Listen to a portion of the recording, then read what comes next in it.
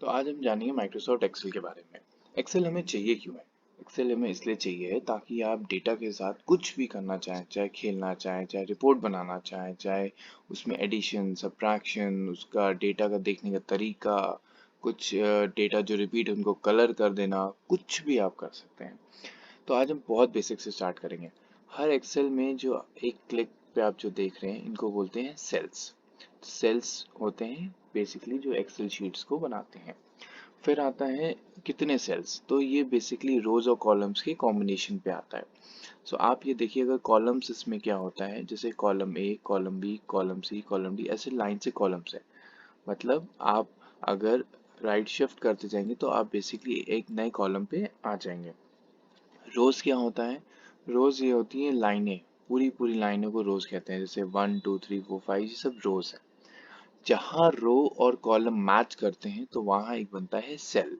तो जैसे इस सेल का क्लिक किया तो ये सेल बन गया, एक सेल ये बन गया, एक सेल ये बन गया। अब हर एक सेल का एक एड्रेस होता है। तो जैसे इसको हम बोलेंगे A1, मतलब ये कॉलम ए, रो 1, तो ये बन गया A1। अब कॉलम ए, ये 2 पे सिलेक्ट किया तो ये A2।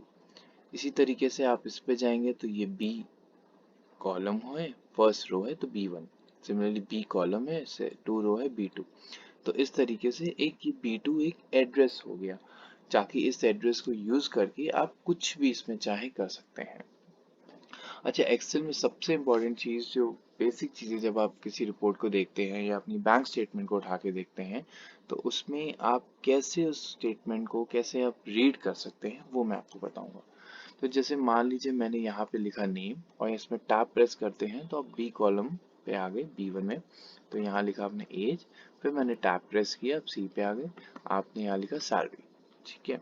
अब मान लीजिए किसी का नाम है जैसे रोहन, उसके बाद आप नीचे आ रहे हो मोहन, राजू, प्रिया एंड सोया।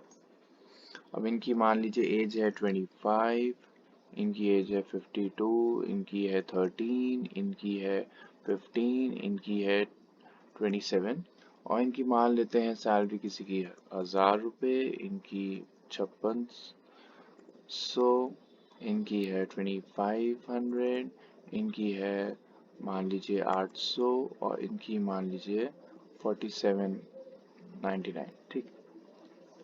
अब अगर आपको मान लीजिए ऐसा डेटा है और उस डेटा को थोड़ा सा रीड करना है या थोड़ा एडिशन सब्ट्रैक्शन करना है, कैसे करेंगे? तो बहुत सिंपल तरीका है।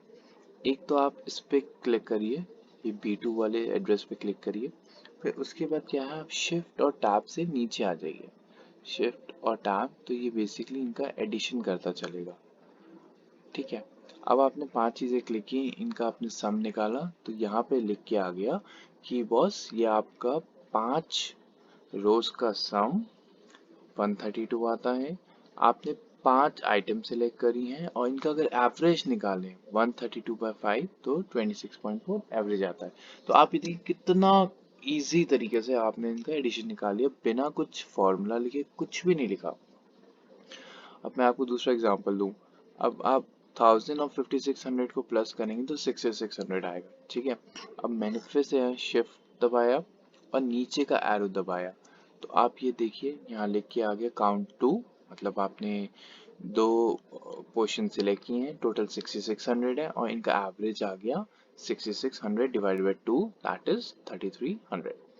अब जैसे ही आप यहाँ पे 3 आइटम सेलेक्ट करेंगे तो आप नीचे देखेंगे कि यहाँ पे 3 का सम आ गया। सिमिलरली आपने यहाँ पे चार चार चीजें सम की तो यहाँ पे 4 का सम आ गया। तो ये तो हमने बेसिक समझ लिया कि कैसे आप एक बेसिक एक्सेल शीट में चीजें सीख सकते हैं।